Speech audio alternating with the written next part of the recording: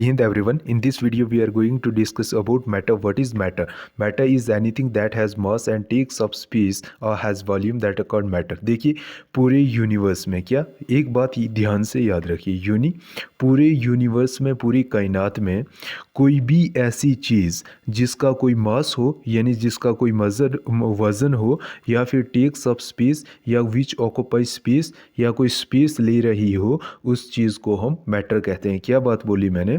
कोई पूरी दुनिया में पूरी कायनात में कोई भी ऐसी चीज़ जिसका या वज़न हो मास हो वज़न हो या फिर वो स्पेस ऑक्यूपाई कर रही हो जगह ले रही हो उसको हम मैटर कहते हैं। आइए एग्जाम्पल की मदद से समझते हैं। मैटर जो मेनली होते हैं हमारे 3 किस्म के होते हैं, पर ये गलत है। कौन कौन से सही है, कौन कौन से होते हैं? Solid, liquid, gas. पर ये 3 किस्म के नहीं होते हैं, ये एक्चुअल में 5 किस्म के होते हैं। 2 किस्में और पढ़ाऊँगा, मतलब 5 स्टेट्स ऑफ मैटर होते हैं। कितने स्टेट्स ऑफ मैटर होते हैं? 5 स्टेट्स। इनके बाद वो भी पढ़ाऊँगा। देखिए क्या होता है, जितनी भी सॉलिड चीज़ें हैं पूरे यूनिवर्स में वो सब मैटर हैं। क्या कहा मैंने? जितनी भी सॉलिड चीज़ें वो सब मैटर हैं। जितनी भी लिक्विड चीज़ें हैं वो सब मैटर है। एग्जाम्पलें आपको यहाँ पे दी गई है। और जितनी भी गैसेस हैं वो सब मैटर है। तो बचा क्या? मतलब जितनी भी सॉलिड चीज़ें लिक्विड गैसेस हैं वो सब मैटर हैं। ओके, अब बताओगे आप गैसेस कैसे हैं? देखिए एयर की बात हम करते हैं। किसकी? एयर की बात करते हैं।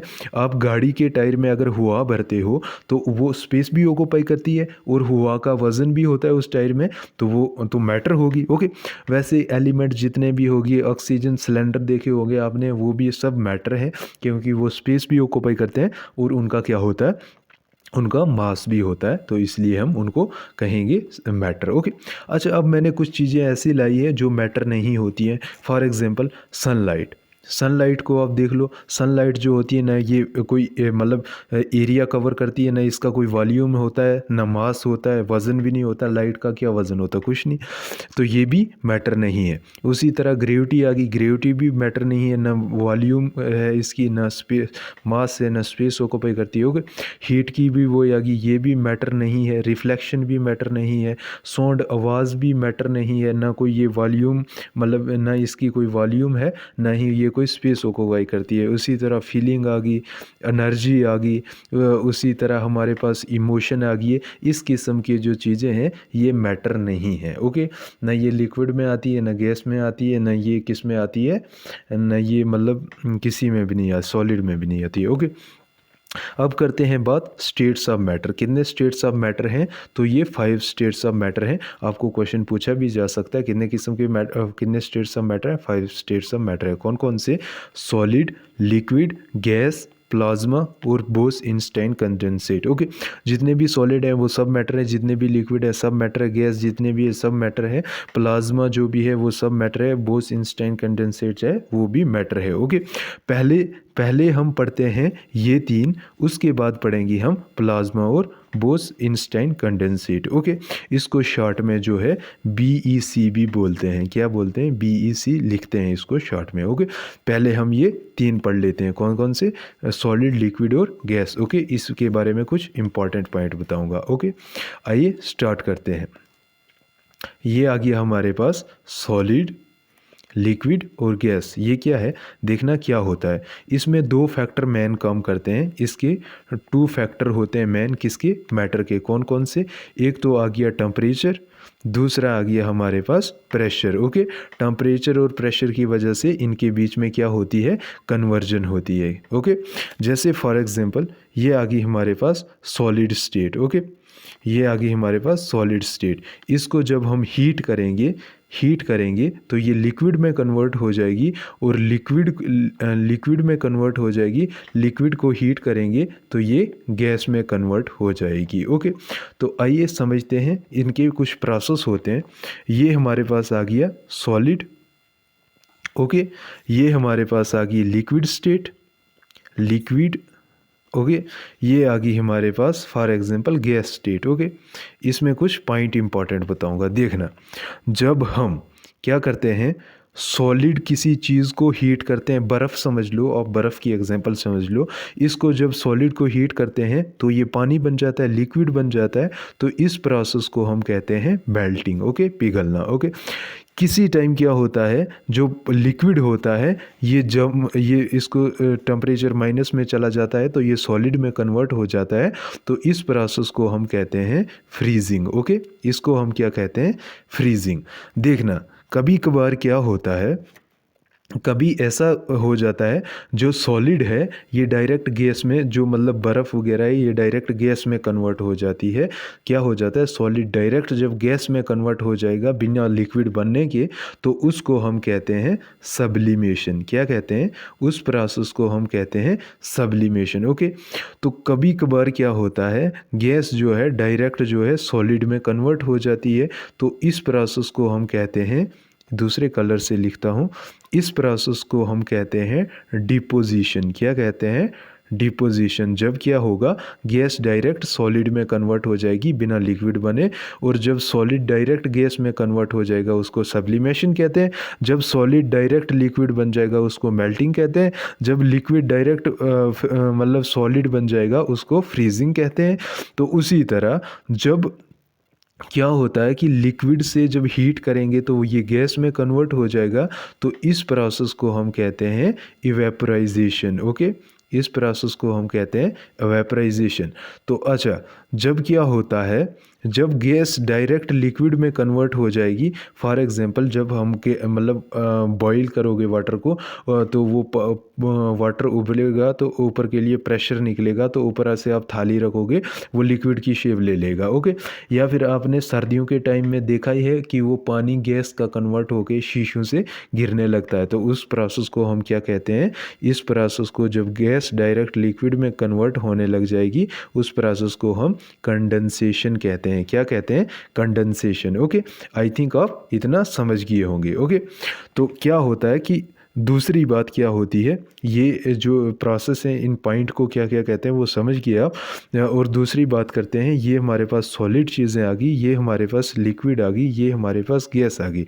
इनके बीच में दूसरा डिफरेंस क्या है वो भी समझते हैं। देखना, जो सॉलिड चीज़ें होती है इसके बीच में जो पार्टिकल्स होते हैं, जो ये मॉलिक्यूल्स होते हैं, मैटर्स होते हैं, ये ज़्यादा क्लोजली पैक्ड होते हैं। ओके, तो जो लिक्विड होता है इसमें जो ये पार्टिकल जो है दूर दूर होते हैं, और जो गैस होता है इसमें और भी ज़्यादा दूर दूर होते हैं।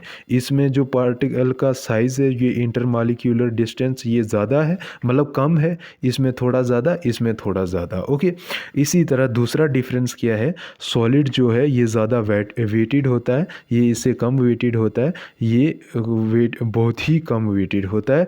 तो तीसरा डिफरेंस क्या है, जो सॉलिड है ये इसमें क्या होते हैं, पार्टिकल जो होते हैं क्लोजली पैक्ड होते हैं, और ये शेप नहीं बदलता है, लिक्विड शेप बदल देता है, जहाँ के लिए मोड़ो वहीं के लिए, और गैस भी जो है ये अपनी शेप बदल देगी। ये डिपेंड करता है कि ये कैसे ऑब्जेक्ट में है। ओके, आई थिंक आप जो है ये तीन मैटर अच्छी तरह से समझ गए होंगे। ओके, अब बढ़ते हैं जो हमारा चौथा और पांचवा मैटर है, प्लाज्मा और बोस इंस्टेंट कंडेंसेशन, जिसको शॉर्ट में BEC के नाम से भी जानते हैं। ओके, क्या पढ़ा हमने पढ़ा जो सॉलिड है, सॉलिड को जब हम हीट करेंगे तो ये कन्वर्ट हो जाता है लिक्विड में, लिक्विड को ज़्यादा हीट करेंगे तो ये कन्वर्ट हो जाएगा गैस में। ओके, तो अब एक बंदा है उसने बोला कि अगर हम गैस को ज़्यादा हीट करेंगे तो ये किस में कन्वर्ट होगी, तो गैस को जब ज़्यादा हीट किया गया, गैस को जब ज़्यादा हीट किया गया ये कन्वर्ट होगी प्लाज्मा में। ओके, आइए पढ़ते हैं ये प्लाज्मा में कैसे कन्वर्ट हुई। सबसे पहले एक ऑब्जेक्ट लिया गया। ओके, उसमें क्या है, उसमें ये जो है वेपर्स को ढाला गया, किसको, वेपर्स को, जो गैस के वेपर्स हैं इनको ढाला गया। ओके, इसके बाद इनको दीगी हीट, क्या दीगी, हीट। ओके, हीट कितनी दीगी, 2000 डिग्री सेल्सियस, कितनी, अब वाटर बॉईल कितने पे हो जाता है, वाटर बॉईल हो जाता है 100 डिग्री सेल्सियस पे।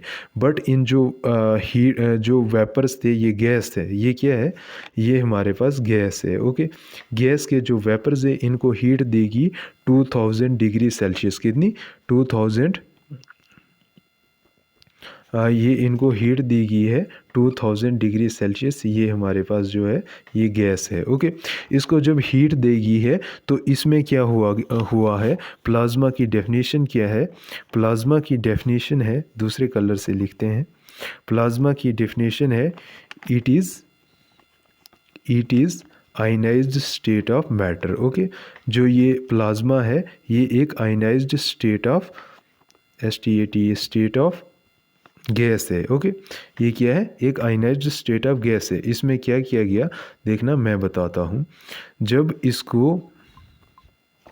ये गैस को हीट किया गया, ओके, इसको हीट किया गया कितने डिग्री सेल्सियस पे, 2000 डिग्री सेल्सियस पे, 2000 डिग्री सेल्सियस पे ही प्लाज्मा बनता है।